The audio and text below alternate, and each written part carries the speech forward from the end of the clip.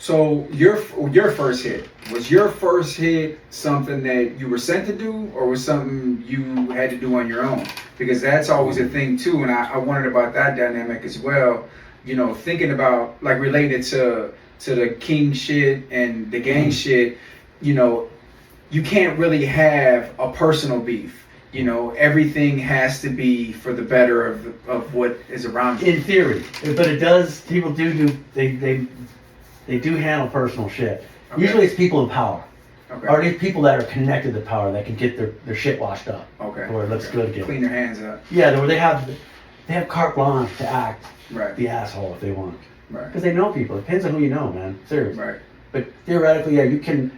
Your gang shit's that shit's squashed. And now the prison gang shit is different.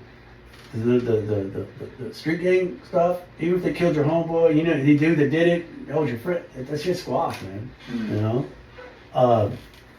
But my first hit was in prison. I hit a couple guys in the county, and they were just sex offenders. You know? I just sliced them with razor blades. Right. Those little satyrs, you open them up, it's bloody and messy, but it's pretty hard to kill someone. You gotta literally saw their neck off, basically, with those things. When you hit them, it just opens up. It's gross, nasty, kind of, you know, give them scars on their faces. Above 50. Yeah. And gnarly stitches. Yeah. But when you're going to high security yard, you gotta pass metal detectors. Sometimes it's hard to get like double edged flat bar steel. And that's how you kill people. That's what you kill people with in prison. Okay. Double edged flat bar steel. Otherwise, you're just using plastic knives with metal tips or razor blades, and I'm talking a high majority of those end in just hospitalization, stitches, and whatever. Right. That's like, I'm talking 90%. Okay. All right. And so I remember my first hit in prison was in Chino, the reception center. And this is a lesson I learned. So I get to Chino, I'm young. And I open my mouth. I fucking open my mouth and I go, hey, that dude right there, he ain't no good. And they're like, what do you mean? I go, I seen him, he locked it up in the county. And here he is on the GP list. And they're like, really? You seen that? And so this guy's from Orange County. Go take care of it. So listen to this though. So they tell his homeboys, hey, you gotta take care of this. And they're like, nah, dude says that didn't happen. So now, when that happens, that means his homeboys stiffened up. Right. And they're like, nah, who said that? And then that young kid right there said that. And they're like, yeah? And so mind you, I'm like here, I'm like, I guess I'm a little scared, but I'm a little excited. I'm like, you know what? Okay, let's do this then. Like, what, we're gonna fight? And they're like, no. And I got homies like, hey bro, I got a piece for you. You know what I mean? Right. And somebody gave me an ice pick. And it's just a piece of metal.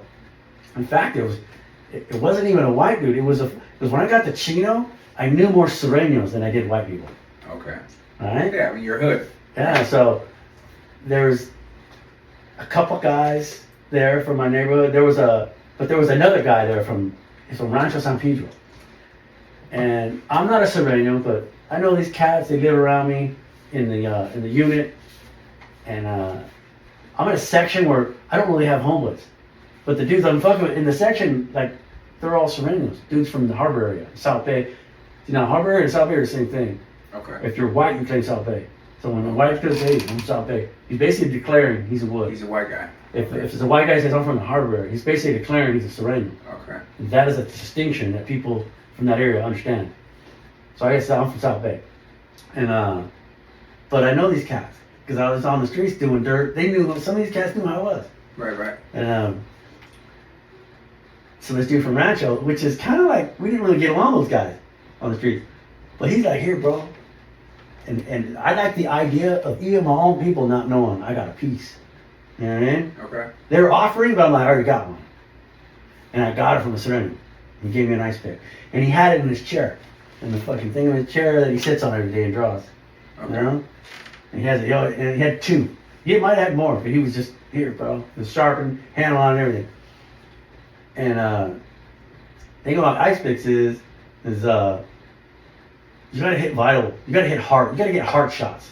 Okay. Or push through the eye and like, hit him in the brain or something. Okay. And I'm not skilled in all this. I'm just like, I figure, you see a movie and you poke a motherfucker in the torso, he drops. Right. That don't work like that. Don't work. No, absolutely not. Yeah. Same thing. You shoot somebody. True.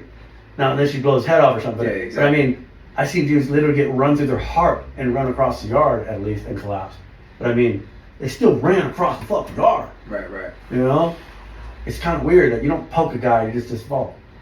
Well, anyways, I got an ice pick.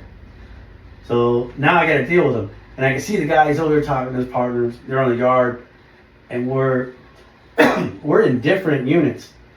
This is like dorm living, all right? I go to the West Yard. Or was it the West Yard, Chino? Something in West Yard and Chino. I'm a kid, right? And it was cool because it's kind of free. You're in dorm living, waiting to go to your fucking thing, right? To the place they designate you. I'm waiting to go to Soledad. They were sending first termers there and violators. And so there's a bunch of dudes just on violation parole and a bunch of first termers with newbies. All right? And that's the mix that was there. So a lot of violators. So there's a lot of old dudes that are violating and shit. And I booked this dude, but the way I got him was pretty bold. Is because I didn't get him on the yard. I jumped out of my window. There's like at nighttime we have day room.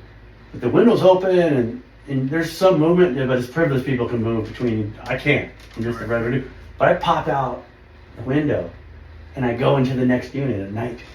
Before lockdown, before the day room night count. Now, they can shoot you right now. Yeah. If somebody in the tower shoots you, you're dead. Yeah, it's not a wise move, man. Because you're escaping. Yeah, it's not wise. And so I jump in, I pop into their unit through a window, bro. All right? I think it's clear. Now it's all wives' dark. moves are out the window. Wives' moves have been gone. Yeah. Those are but gone. you know the thing about this is when you do moves like that, people respect those moves. Right. All right? Because there's a lot more risk. Yeah, so he's going to be on the yard waiting for me the next morning. And he's probably strapped because his homeboys are like, here's a piece, you got to fucking represent. Okay. And this dude's a wood too. Yeah. Okay. And so I'm not going to be a victim, man. I just innately knew that I'm going to fucking catch this dude slipping. So I pop into his unit. He's in the next one over. All right? I don't remember the name of these dorms, but I pop out and I jump into his, and I had a homeboy over there that was expecting me. And so he was like right there by the window. I get in, they shut it, and I'm cruising, I'm moving through. And I got this fucking beanie down, I got a fucking Big Ben jacket on, you know? And I booked this fool. I catch him in the back, I stab him like 3 or 4 times.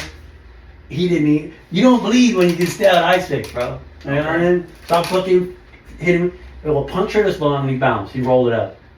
But see, the thing is he confirmed it because he went and he ran to the police. Get me, help me. Okay. And so my word, I told you. And you can't do that. No, you can't ask police for nothing.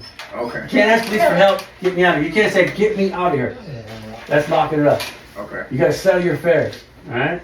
Okay. You get stabbed, you patch it up. Okay. You know, hey, you get stabbed, you rub some dirt on it. Walk that shit off. Hey, but if you're dying, you're bleeding out, no one's gonna fault you for that. Hey, homie, somebody call, you know? Yeah. You just don't do it yourself. Okay. You have some lame call man down on you or something. Right. You don't do it yourself.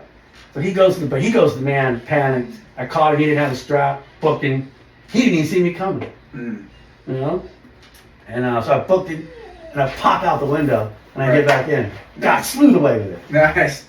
But there's a handful of dudes that are like, damn, bro. You know, that's crazy. You know what I mean? Okay.